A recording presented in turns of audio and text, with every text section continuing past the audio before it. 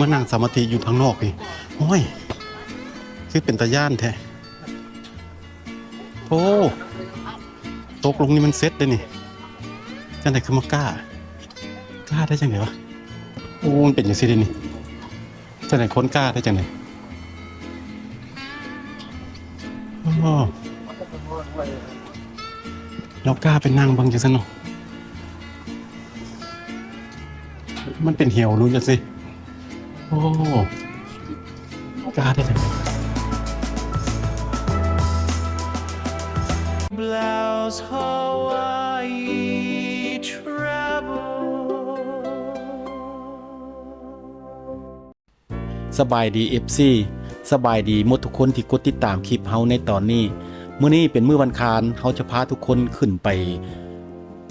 ไฮกิ้งไปปีนเขาไดมอนด์เฮดอยู่เกาะอูวาฮูเมืองฮูโนลูลูว่าจะเป็นประมาณใดเนาะเอาไปเบิ่งน้ำกันต่ออันนี้มันก็เป็นตลาด Farmers Market ตลาดคนสวนที่โด่งดังในเกาะอูวาฮูเมืองฮูโนลูลูนี่เนาะเบื้องขวามือนี่ก็เป็นทางเข้าไดมอนด์เฮดเขาจะเข้าไปลอดอุกมุงเข้าไปในฝั่งนั้นก่อนที่ลอดอุกมุงไปเขาก็มาแวะถ่ายวิวเบิ่งจักหน่อยนักท่องเที่ยวก็เจ้าก็มาถ่ายคือกันก่อนก็เจ้าสิเข้าไปเนาะมาถ่ายเอาเมืองทั้งฝั่งนี้เพราะว่าจุดนี้มันเป็นจุดสูงที่เขาเห็นนี่ก็เป็นเมืองฮาวายค่ายโคโคเฮดมันก็เป็นส่วนเกาะละเมืองตัวนี้แต่ก็บ่คอยมีตึกปานใดเพราะว่าทั้งฝั่งนอกเขาเจ้าก็บ่คอยให้คนมีสร้างตึกเนาะอันนี้ก็เป็นรถเทรลเลอร์ที่เขาเจ้าไปรับเอาคนจากโรงแรมผู้ใดอยากบ่มีรถบ่ได้เช่ารถก็อยากมาด้วยรถนี่ก็มาได้เอาไปรับโรงแรมอันนี้เขาก็สิเข้าอุกมงเข้าไปในไดมอนด์เฮดมันก็มีเลนเดียวเนาะฝั่งนี้มาแล้วฝั่งนั้นก็ต้องได้ท่าไปคนละเทื่อก็เจ้าก็มาส่งคนอยู่ในนี้แล้วก็ลงไปแล้วก็ฮอดเวลาก็เจ้าก็มารับเอาราคาปี้รถนี่คือสิเป็นประมาณ$10ที่เคยขี่ผ่านมาในจุดหนึ่ง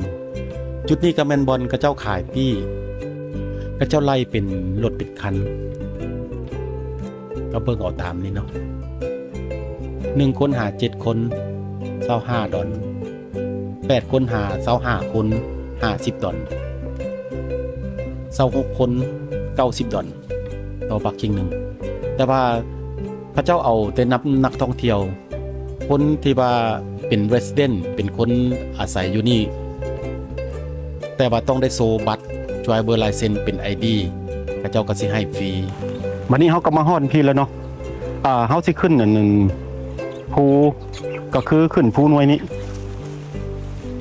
ขึ้นสูงๆพุ่นที่เฮาเห็นอยู่ทั้งหลังนี่ก็คืออัน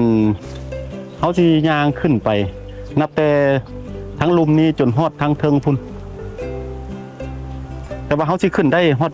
เท่าใดเฮาก็บ่ฮู้จักแต่ว่าตอนนี้เฮาสิขึ้นลองเบิ่งอันนี้ก็ข้อมูล information แล้วก็ประวัติย่อของ Diamond Head เอาก็มาอ่านเบิ่งถ้าผู้ใดอยากรู้ข้อมูลเพิ่มเติมหรืออยากซื้ออุปกรณ์ก็มาหาบูธตัวนี้ได้เนาะเอาไปเอาพากันขึ้นไปเลย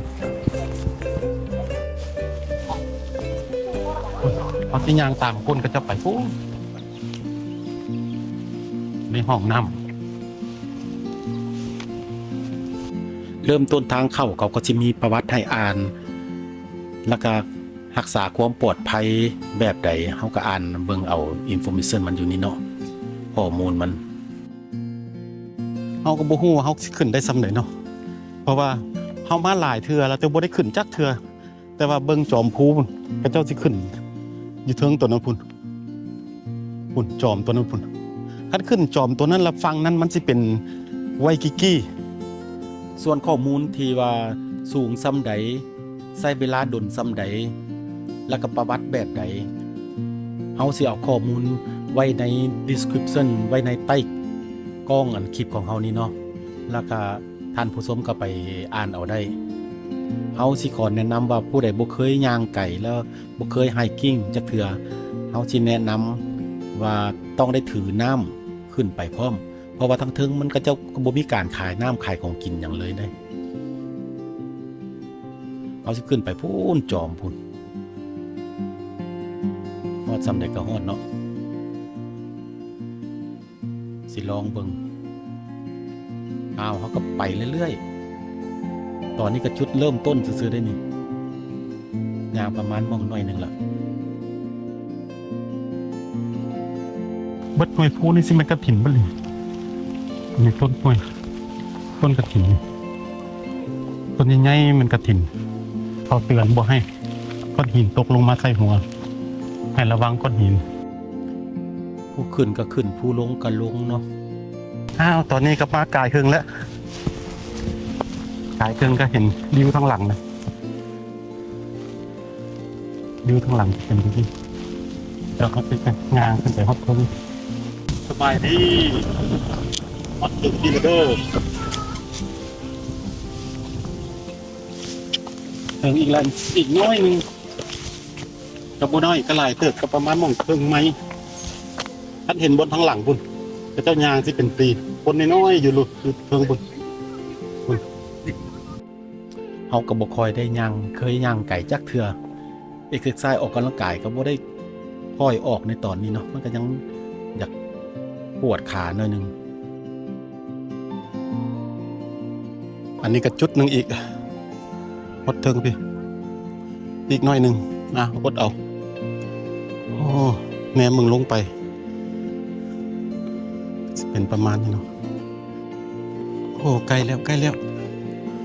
บ่เกิดเอื้อมอีกหน่อยหนึ่งที่เขาแนมเห็นเหลืองๆเส้นเหลืองๆแล้วก็จอมพูพุ่นกันยังสิเกี้ยวพี่อีกเลยนี่เกี้ยวนี่อีกโอ้อเมริกานี่ก็ทนเนาะพากันไปเป็นกลุ่มทนทานปานย่างขึ้นจอมภูบ้านเขาเนาะคิดว่าอนาคตมงสิย่าง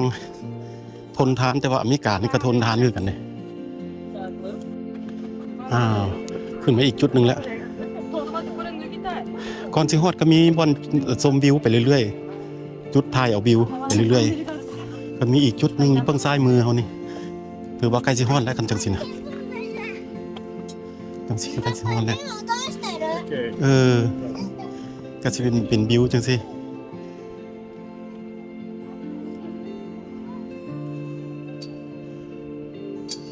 แต่ละหน่วยภูมันก็มีป้อมเนาะขึ้นมาเทอละหน่อยเพิ่นก็ให้คนมาพักผ่อนเนาะมีบ่อนจุดให้คนนั่งหาเมื่อยหาเป็นลมสิได้ขึ้นไปต่ออีกน้อยหนึงอดเอาโอ้ใกล้สิฮอดแห่งสั้นขึ้นบาดนี้ฮอดขั้นใดเหลืองๆนี่สั้นได้บ่นี่สั้นฮอดทางพุ่น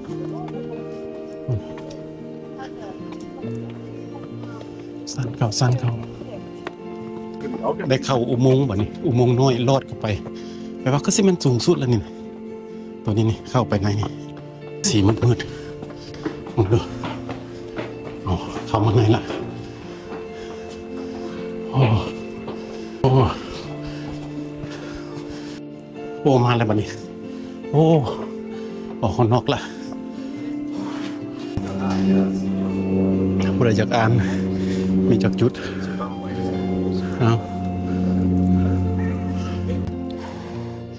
อีกจุดสูงขึ้นมาอีกหน่อยหนึ่งนี่เด้อไดมันเฮดที่โด่งดังในเกาะฮาวายนี่เกาะฮุนาลูลูนี่ยังอีกวะโอ้ขึ้นว่าเบิดละยังอีกตัวนี้แล้วยังอีกคันนั้นป้าทิโตแล้วยังต่อไปบนพักผ่อนบนนั้นอีกโอ้ยคนนั้นสิเป็นลมแล้วนี่โอ้เอาขึ้นไปต่อสู้ตัวนี้ก็สั้นพอตัวนี้ใกล้สิฮอดสุดสดเลยแห้งสั้นใกล้สิสุดเลยแห้งสั้นกว่าเก่าเอาแหนมาเบิ่งภาพทั้งหลังดูเป็นยังไงก็งามลมเย็นดีบัดนี้ ปานแล่นกีฬามามีเมื่อยละมีพัดลมแห้งๆหรือว่าเข้าห้องแอร์แบบฟรีเซอร์นะอยู่เทิงนี่เย็นอ้าวตัวนี้ก็เบิดสุดอีหลีเลยสุดอีหลีละตัวนี้นะบทสุดคือสิบโบแมนละนี่จอมภูจอมมันแท้ๆเลยนี่แนมกลับมาทางหลังเป็นประมาณนี้อ้อมรอบ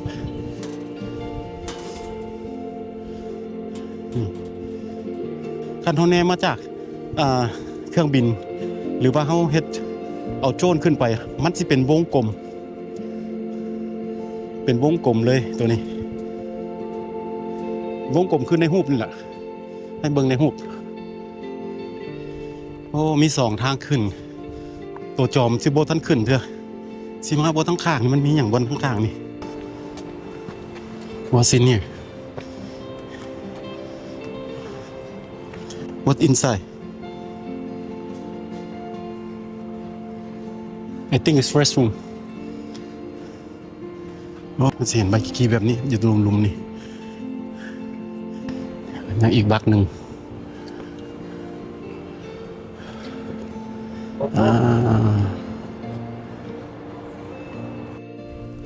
โอ้คือสิสุดคักสุดแน่แล้วบัดนี้สุดคักแล้วโอ้ไม่เห็นพระเยซูปลอมมานั่งสมาธิอยู่ทางนอกนี่โอ้ยคือเป็นตาย่านแท้โอ้ตกลงนี่มันเซ็ตเลยนี่จังไหนคือมากล้าได้จังไหนวะโอ้มันเป็นอย่างซี่เลยนี่จังไหนคนกล้าได้จังไหนอ๋อเรากล้าไปนั่งบางจังซั่นเนาะมันเป็นเหี่ยวรู้จังสิโอ้กล้าได้จังไหนวะอันนี้สุดแท้สุดบายนี่ล่ะสุดขั้นเทิงสูงสุดสูงสุดจะเป็นจังสิใส่กับหมวกก่อนฮ้อนแดดออกแต่ว่าอยู่เทิงนี่มันก็ซ้ำลมทะเลบ่ถึงขั้นบ้านหนาวปานใดซ้ำแบบลมทะเลโอ้สีเมาได้ตัวนี่เมาเมื่อกี้นี่ไปอยู่ทางนอกกันโอ้เป็นตาย่านไปหัวคิดลงไปหันอันนี้ที่เขาเห็นนี่มันไวกิกี้แล้วกันในเมืองดาวเทาที่เห็นอยู่นี่คันเฮาเบิ่งทางนี่มันเป็นเฮาไว้ใกล้คันเฮาอ้อมเกาะไปคือเฮาเลี้ยวเฮาไว้ใกล้ตอนเฮาล้ออ้อมเกาะไปเบื้องซ้ายมือมันจึงก็สิฮอดไวมานาโลแล้วเฮาก็เกี่ยวกลับคืนมาทางหลังภูฝากนั่นพุ่นเกี่ยวมาแล้วลอดอุโมงค์มาแล้วก็มาเจอดาวเท่าชายนาเท่าทางเทิงนี่ก็เป็นบอนจำกัดเนาะคนขึ้นไปจำกัดไอ้ดำมันบ่ลงมาจากเทือคือสิอ่อนซอนแฮงเป็นบอนจำกัดอยู่ได้แต่5คนคันคนอเมริกาเขานะตุ้ยแบบนี้สมญี่ปุ่นเข้าไปอีกคนนึงอันนั้นแฟนบ่ขึ้นไปย่านมันขับ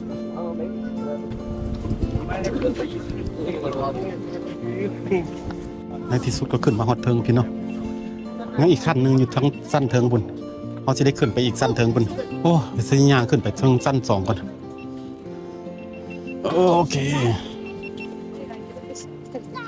อันนี้สูงสุดคักแน่แล้วสูงสุดในเมืองเกาะฮาวายที่เป็นอย่างที่เดินในเมืองเฮาทายมาจากไดมอนด์เฮดเกาะไดมอนด์เฮดที่เป็นประมาณนี้ทันอ้อมไป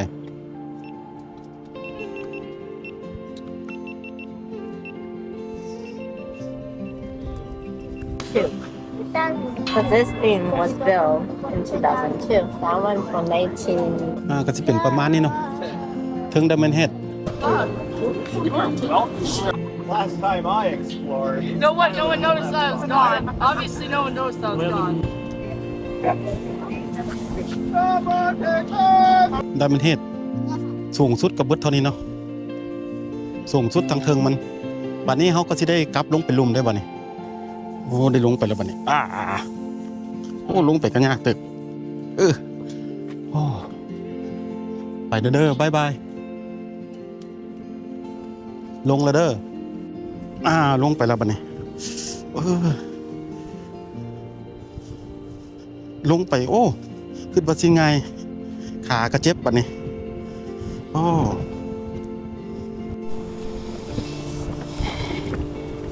อ้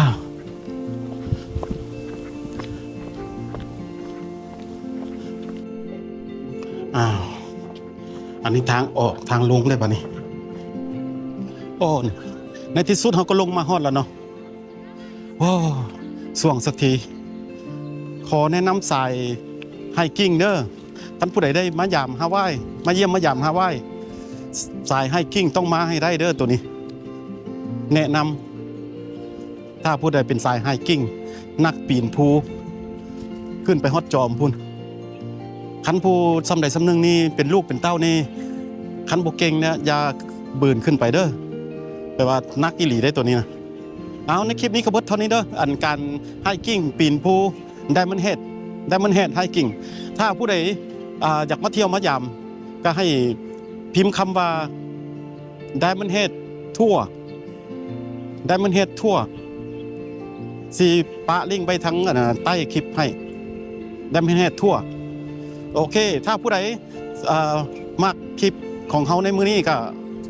กดไลค์กดแชร์กด Subscribe ให้เด้อจะได้รสชาติ